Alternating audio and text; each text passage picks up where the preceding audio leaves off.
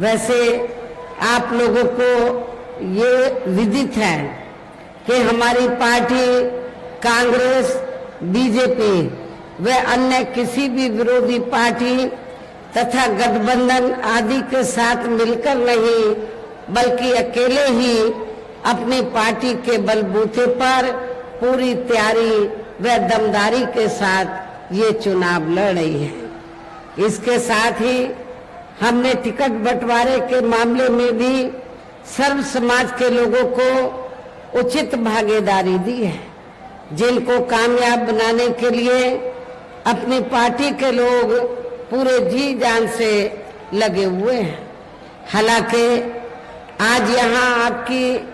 इकट्ठा हुई अपार भीड़ व भीड़ के जबरदस्त जोश को भी देखकर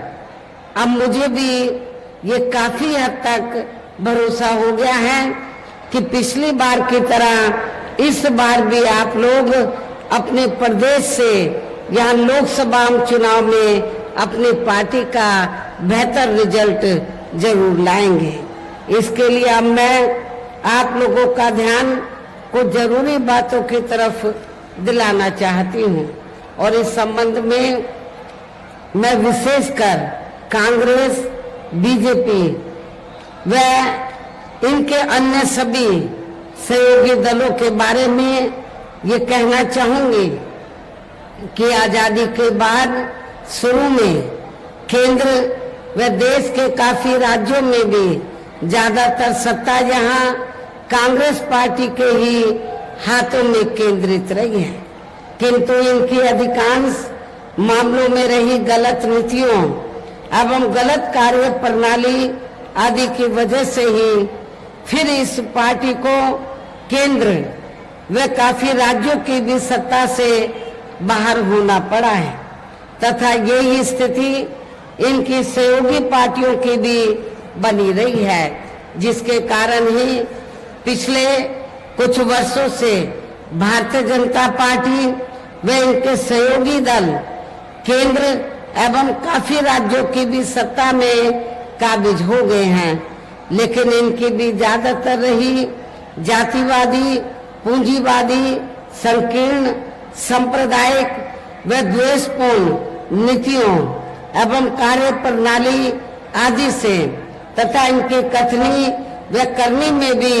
काफी अंतर होने की वजह से अब ऐसा लगता है कि इस बार ये पार्टी भी यानी कि भारतीय जनता पार्टी भी केंद्र की सत्ता में आसानी से वापस आने वाली नहीं है, बशर्ते यदि ये चुनाव इस बार फ्री एंड फेयर होता है तथा आम चर्चा के मुताबिक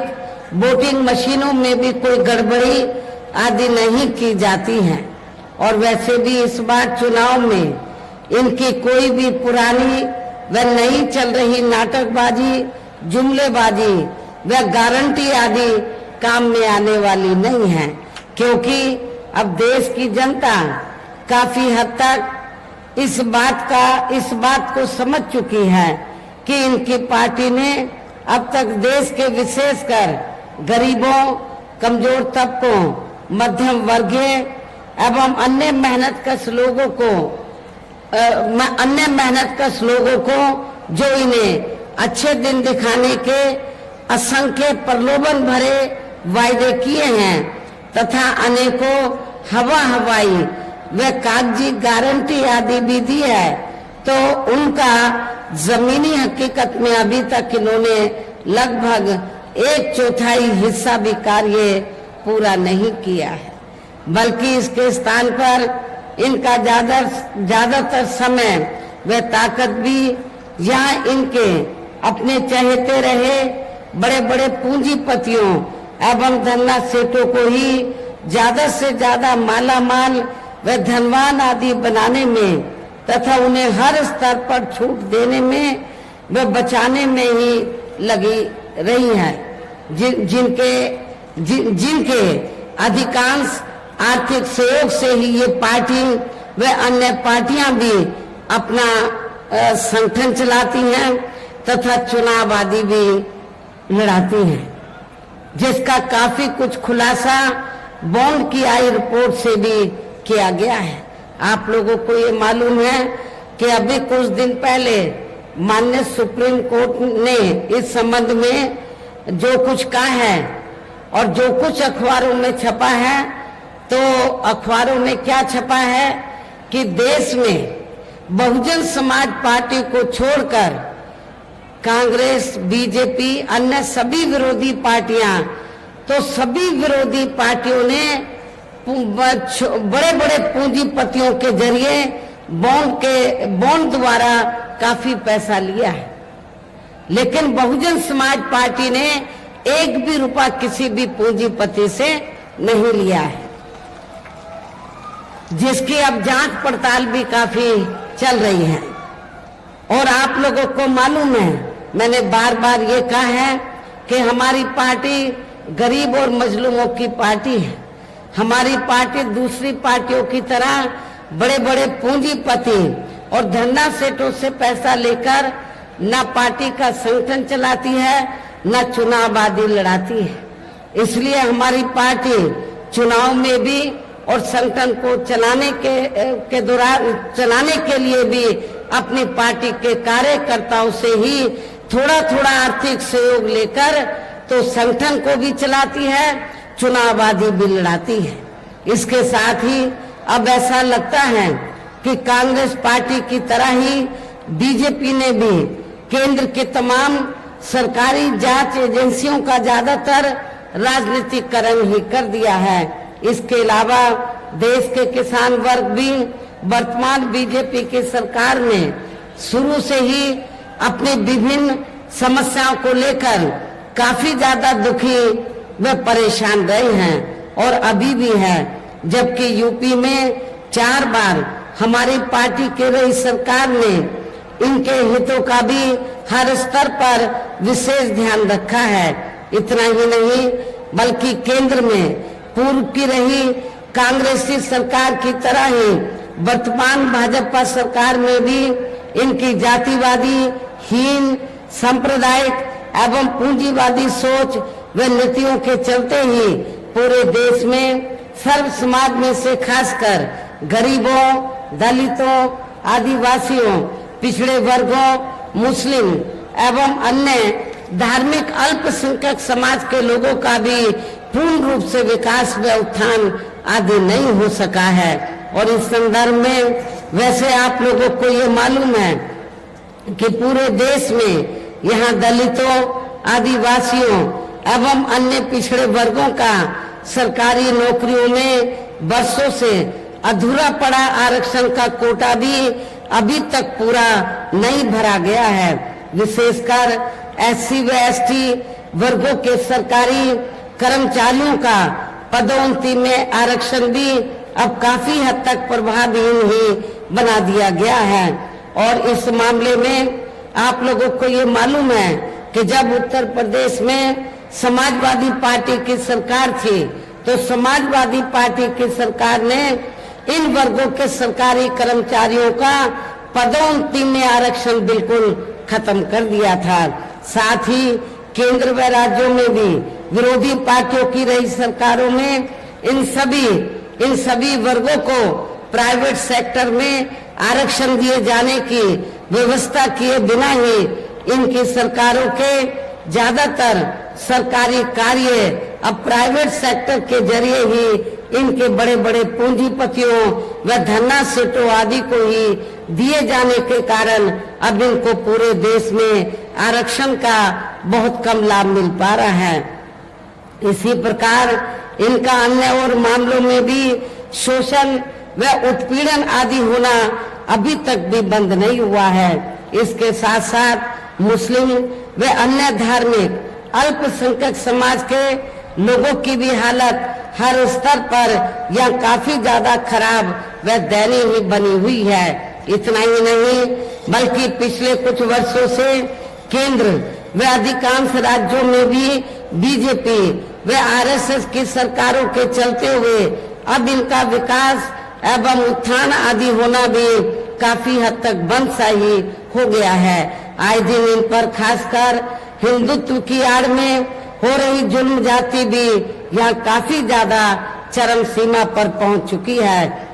इनके साथ साथ अपर कास्ट समाज में से विशेषकर गरीब लोगों की भी हालत हमें कोई खास अच्छी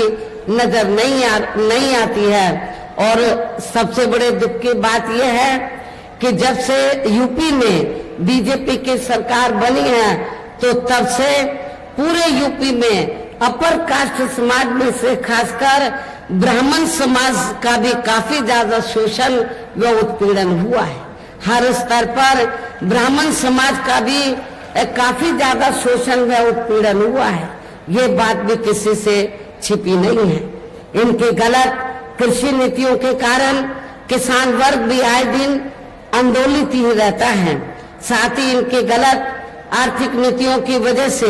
देश की अर्थव्यवस्था पर भी इसका काफी बुरा प्रभाव पड़ा है, जिससे यहाँ विशेषकर छोटे एवं मध्यम वर्गीय व्यापारी वर्ग भी काफी ज्यादा दुखी व परेशान है। और अब केंद्र में पूर्व की रही सरकारों की तरह ही वर्तमान भाजपा सरकार में भी यहाँ पूरे देश में गरीबी, बेरोजगारी एवं महंगाई आदि भी लगातार काफी ज्यादा बढ़ रही है। देश में हर स्तर पर फैला भ्रष्टाचार भी अभी तक खत्म नहीं हुआ है। साथ ही अपने देश की सीमाएं भी अभी तक पूरे तौर से सुरक्षित नहीं है। ये भी बड़े चिंता की बात है। ऐसे में अब आप लोगों को देश में हो रहे लोकसभा चुनाव में कांग्रेस, बीजेपी व इनकी सहयोगी पार्टियों को भी केंद्र की सत्ता में आने से जरूर रोकना है। जिनकी गलत नीतियों व गलत कार्य प्रणाली आदि को आप लोग काफी हद तक आजमा भी चुके हैं। ऐसी स्थिति में अब ये विरोधी पार्टियां इस चुनाव में भी किस्म किस्म के साम, दाम, दंड भेद आदि अनेकों हथकंडे इस्तेमाल करके केंद्र की सत्ता में आने की पूरी कोशिश में लगे हैं, जिनसे अपनी पार्टी के लोगों को हर स्तर पर काफी ज्यादा सावधान रहना है। और इस मामले में विरोधी पार्टियां अपने अपने पक्ष में हवा बनाने के लिए खासकर मीडिया, ओपिनियन पोल व सर्वे आदि का जो बड़े पैमाने पर इस्तेमाल कर रही हैं, तो उससे भी अपनी पार्टी के लोगों को बिल्कुल भी गुमराह नहीं होना है। इसके साथ ही विरोधी पार्टियों के विभिन्न रूपों में जारी किए गए इनके हवाई व प्रलोभन भरे चुनावी घोषणा पत्रों एवं वायदों आदि के बहकावे में भी अपनी पार्टी के लोगों को कतई भी नहीं आना है, जिन्हें ये पार्टियां चुनाव खत्म होने के बाद ज्यादातर अमल में नहीं लाती हैं और अब जिन पर से देश की जनता का अधिकांश विश्वास ही उठ गया है। यही खास वजह है कि हमारी पार्टी किसी भी चुनाव में अपनी पार्टी का कोई भी चुनावी घोषणा पत्र आदि जारी नहीं करती है। वैसे भी हमारी पार्टी किसी भी मामले में कहने में बहुत कम बल्कि कार्य करके दिखाने में ही ज्यादा विश्वास रखती है। और इस बात का सबसे बड़ा सबूत ये है कि उत्तर प्रदेश में 4 बार हमारी पार्टी के नेतृत्व में रही सरकार ने चुनाव में अपनी पार्टी के बिना कोई जारी किए गए चुनावी घोषणा पत्र के ही प्रदेश व आम जनहित में काफी कुछ ऐतिहासिक कार्य करके दिखाए हैं, जिनकी अब देश में अधिकांश पार्टियों की सरकारें काफी नकल भी कर रही हैं। जबकि इस मामले में हमारी पार्टी का ये कहना है कि यदि इन पार्टियों के स्थान पर केंद्र में हमें अपनी पार्टी की सरकार बनाने का मौका मिलता है, तो तब फिर हमारी पार्टी की बनी सरकार केंद्र में या अब तक की रही सभी विरोधी पार्टियों की सरकारों की तरह केवल हवाई व कागजी कार्य आदि नहीं करेगी, बल्कि उत्तर प्रदेश की तरह ही जमीनी हकीकत में ठोस कार्य करके दिखाएगी। और इस संदर्भ में खासकर मैं ये कहना चाहूंगी, केंद्र द्वारा देश में पिछले कुछ समय से अति गरीब परिवारों को अस्थायी तौर पर फ्री में जो थोड़ी सी खाद्य सामग्री या राशन आदि दी जा रही है, तो उससे इनका स्थायी तौर पर भला होने वाला नहीं है। और मुझे ये भी जानकारी मिली है कि पिछले कुछ समय से भारतीय जनता पार्टी की सरकार ने, केंद्र की सरकार ने पिछले कुछ समय से जो गरीब लोगों को स्थायी तौर पर जो फ्री में थोड़ा राशन दिया है, तो चुनाव के दौरान उसके एवज में भारतीय जनता पार्टी और आरएसएस के लोग ये कहते घूम रहे हैं गांव-गांव में कि हमने आपको फ्री में राशन दिया है, आप हमें वोट दीजिए। लेकिन मैं अपने गरीब लोगों को ये बताना चाहती हूँ, आप लोगों को जो भी फ्री में राशन दिया गया है, ये भारतीय जनता पार्टी की सरकार ने नहीं, श्री नरेंद्र मोदी जी ने नहीं, अपनी जेब से नहीं दिया है, बल्कि जो आप लोग टैक्स लेते हैं वो उस टैक्स के पैसे से आप लोगों को फ्री में राशन दिया जा रहा है। ये किसी की मेहरबानी नहीं है, ना बीजेपी की, ना श्री नरेंद्र मोदी जी की। ये भी आप लोगों को मैं बताना चाहती हूँ। और वैसे भी इनकी ये जटिल समस्या, गरीब लोगों की ये जटिल समस्या देश में हर हाथ को काम देने से ही केवल दूर हो सकती है, जिसकी तरफ हमारी पार्टी की बनी सरकार विशेष ध्यान देगी। साथ ही देश में पिछले काफी वर्षों से आए दिन बढ़ रही गरीबी, बेरोजगारी व महंगाई आदि से भी जनता बहुत ज्यादा दुखी व परेशान है, जिसे भी आर्थिक नीतियों में तब्दीली करके जरूर दूर किया जाएगा। धर्म की भी आड़ में, खासकर हिंदुत्व की भी आड़ में पिछले कुछ वर्षों से विशेषकर मुस्लिम समाज के लोगों का द्वेष की भावना से जो उनका काफी ज्यादा शोषण व उत्पीड़न आदि किया जा रहा है, तो उसे भी जरूर रोका जाएगा। और ये सब हमने अपने यूपी की रही सरकार में करके भी दिखाया है। इसके अलावा हमने यूपी में सर्व समाज में से गरीब एवं बेरोजगार लोगों को बेरोजगारी भत्ता आदि न देकर उन्हें बड़ी तादाद में रोटी रोजी के साधन भी उपलब्ध कराए हैं, जो अब ये कार्य भी अधिकांश ठंडे पड़े हैं, जिनको फिर केंद्र में बीएसपी की सरकार बनने पर प्राथमिकता दी जाएगी। कहने का तात्पर्य ये है कि देश में इस समय हो रहे लोकसभा चुनाव में विरोधी पार्टियों के जारी किए गए उनके हवाई व प्रलोभन भरे चुनावी घोषणा पत्रों आदि के बहकावे में अब यह खासकर देश के अति गरीबों, मजदूरों, बेरोजगारों एवं अन्य मेहनतकश लोगों को बिल्कुल भी नहीं आना है। और अब इन्हें ऐसी सभी विरोधी पार्टियों को हर हालत में केंद्र की सत्ता में आने से जरूर रोकना है, जिनकी कथनी व करनी में काफी अंतर रहा है तथा जिन्हें ये लोग वर्षों से काफी आजमा भी चुके हैं। ऐसे में अब मेरा यही कहना है कि आप लोगों को अपने खुद के व अपने प्रदेश व क्षेत्र एवं देश के भी हित में अपने वोटों को या कांग्रेस, बीजेपी व अन्य सभी विरोधी पार्टियों को न देकर केवल अपनी एकमात्र हितैषी पार्टी बहुजन समाज पार्टी को ही देना है। जो ये पार्टी उत्तर प्रदेश की तरह ही केंद्र में भी अपनी पार्टी की सरकार बनने पर फिर पूरे देश में जहां अपनी पार्टी की सर्वजन हिताय व सर्वजन सुखाय की नीतियों पर आधारित सरकार चलाएगी। इसके साथ साथ केंद्र से जुड़ी आपके क्षेत्र की जो भी यहाँ स्थानीय समस्याएं होंगी, तो उन्हें भी फिर जरूर दूर करने का हर संभव पूरा प्रयास किया जाएगा। साथ ही जहां गरीबों, मजदूरों, बेरोजगारों, कर्मचारियों, किसानों, छोटे व्यापारियों एवं अन्य मेहनतकश लोगों के हितों का भी विशेष ध्यान रखा जाएगा। सर्व समाज में से खासकर दलितों, आदिवासियों पिछड़े वर्गों,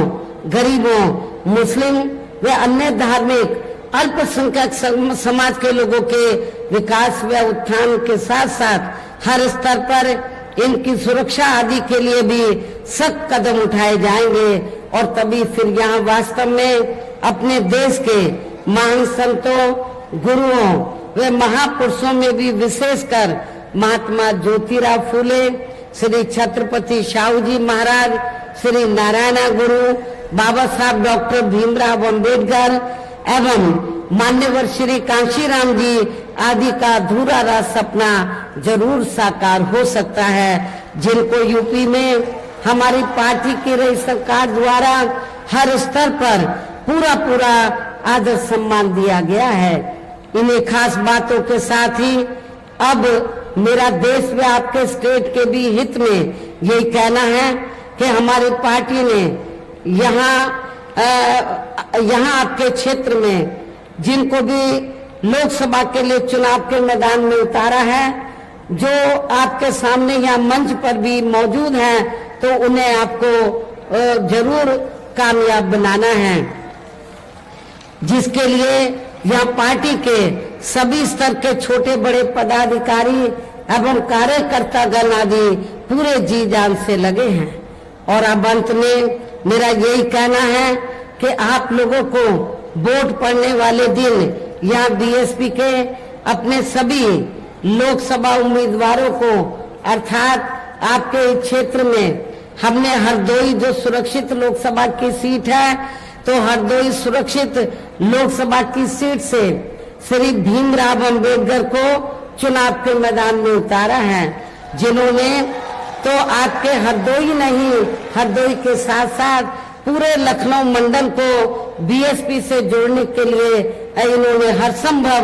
बीएसपी की विचारधारा से जोड़ने के लिए हर संभव पूरा प्रयास किया है। तो इन्होंने यहाँ से चुनाव लड़ने का फैसला लिया और इनको जिताने के लिए मुझे ये जानकारी मिली है कि आप लोग पूरे जी जान से लगे हैं। मिश्रिक, इसके बगल में मिश्रिक सुरक्षित लोकसभा की सीट है, यहाँ से हमने श्री BR अहरबार को हमने चुनाव के मैदान में उतारा है। ये भी पढ़े लिखे रिटायर अधिकारी हैं, तो इनको भी आप लोगों को कामयाब बनाना है। उन्नाव लोकसभा की सीट से,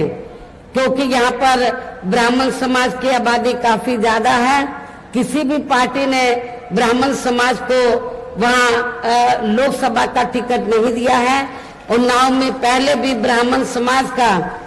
हमारा प्रत्याशी चुनाव जीत चुका है, तो हमने काफी गंभीरता से सोच विचार करने के बाद उन्नाव लोकसभा की सीट से ब्राह्मण समाज के व्यक्ति को टिकट दिया है। श्री अशोक कुमार पांडे को हमने चुनाव के मैदान में उतारा है। ये हमारे तीनों प्रत्याशी आपके सामने मौजूद हैं, तीनों मिशनरी हैं और श्री BR अम्बेडकर के बारे में मालूम है कि ये पार्टी की मूवमेंट को आगे बढ़ाने में खासकर लखनऊ मंडल में पूरे जी जान से लगे रहे हैं। ऐसे अपने कर्मठ साथी को, सर्व समाज के लोगों को एक एक वोट देकर इनको कामयाब बनाना है। उनके दूसरे साथी है मिश्रिक से, उनको भी उन्नाव के अपने साथी को भी जरूर कामयाब बनाना है और अपनी पार्टी के इन तीनों उम्मीदवारों को पार्टी का जो चुनाव चिन्ह हाथी है, हाथी चुनाव चिन्ह के सामने वाले बटन को दबाकर इनको भारी वोटों के अंतर से जरूर जिताना है। इनको पार्लियामेंट में जिताकर जरूर भेजना है।